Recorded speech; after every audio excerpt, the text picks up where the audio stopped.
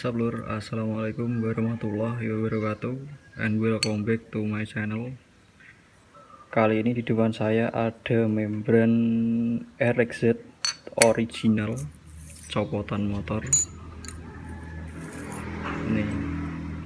Ini ada membrannya sendiri, terus lidahnya mika putih, plastik putih, terus ini stoppernya. Nah, untuk membedakan membran RXZ yang ori sama yang KW itu bisa dilihat dari part-partnya. Kalau yang ori itu bisanya ini bagiannya lebih halus. Nah, ini lebih halus, bagian ini juga lebih halus, sini juga, terus karetnya dia keras. Terus yang kedua itu dilihat dari stoppernya. Stoppernya biasanya kalau yang KW warnanya kuning kayak tembaga gitu.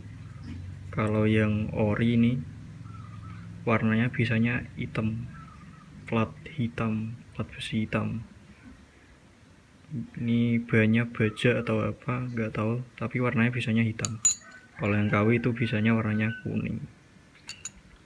Untuk lidahnya itu dia RXZ pakai mika putih kayak gini, kayak yang dipakai pada motor Ninja biasanya, pakai mika putih.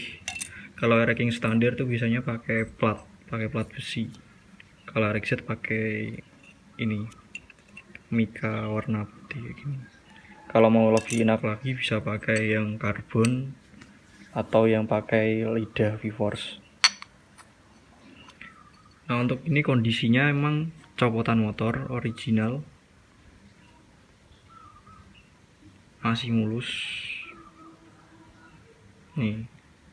Nah, ini dilihat dari karetan bantalannya masih halus, masih rata semua. Jadi nanti kalau lidah membrannya ini nempel di bantalannya, jadi dia masih rata, masih nutup sempurna kayak gini kira-kira. Jadi bukaannya juga lebih efisien. Nah, biasanya kalau masalah pada RXZ itu emang pada bantalan ini, bantalan yang hitam ini karetnya biasanya udah pada gripes. Nah, itu biasanya permasalahannya kalau digas dia suka berebut-berebut. Aliran udara yang masuk biasanya masih bocor. Terus untuk setelan stoppernya biasanya pakai bukaan sekitar 8 mili, sekitar segini. Untuk yang bawahnya bisa ditambah 2 mili, biasanya gitu. Tapi nanti tergantung lagi pada kondisi motor. Biasanya kan kalau udah disetting ada yang enak di motornya, ada yang enggak juga. Nah, jadi nanti pemasangannya gini, membran, terus lidah, terus stoppernya di atasnya gini. Nah, kira-kira kayak gini. Ini kan masih rapat semua. Nah, masih rapat semua ini. Belum ada kendala apapun. Jadi di motor masih enak. Ini kalau kalian mau pakai di motor R-Racing bisa. Biasanya ini udah banyak dipakai pada motor yang dibuat dengan harian semi atau buat spek touring. Bisa juga dipakai buat spek player juga enak. Soalnya kalau pakai standar R-Racing itu emang ukuran membrannya lebih kecil. Ini ukurannya lebih kecil. Kalau RXZ lebih besar. Jadi kalau mau pasang membran RXZ di R-Racing terpaksa harus morting lagi bagian innya, bagian in silinder buring R-Racingnya, biar ukurannya nanti bisa masuk. Kalau R-Racing tuh biasanya ukurannya segini. Nah, nanti kalau dipakai buat RXZ diporting lagi bagian innya itu biar bisa masuk membran ini, membran RXZ. Terus untuk manifolnya pakai standar R-Racing bisa. Tuh, kalau enggak pakai manifold RXZ juga bisa. Untuk kelebihannya bisanya dia emang bukaannya lebih besar, jadi lebih spontan.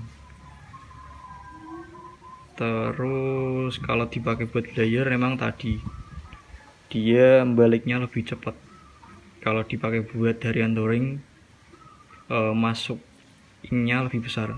Kalau di logika aja kan membran air racking cuma kecil, jadi bahan bakar sama pengkabutan angin sama bahan bakar yang masuk kan cuma sedikit. Jadi kalau pakai RXZ lebih besar. Nah, untuk kelemahannya emang kalau pakai membran RXZ biasanya lebih boros. Dilihat dari ukuran aja kan lebih besar. Jadi konsumsi bahan bakar sedikit lebih boros daripada membran original air racking. Nah, kalau mau dipasang di air racking itu terserah Anda. Ini sedikit review dari saya. Kurang lebih seperti itu. Yang penting setelan stoppernya itu dia enak, dia rapat, terus bukaannya juga pas, jadi motor juga enak. Untuk kalau dipakai touring biasanya dia napasnya lebih panjang daripada standar air racking. Nah, mungkin cukup segitu review saya kali ini tentang membran RXZ.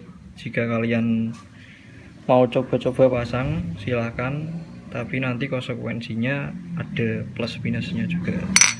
Mungkin segitu dulu, cukup sekian. Jangan lupa like, comment, subscribe, dan jika ada pertanyaan jangan lupa komentar di bawah. Matur suwun.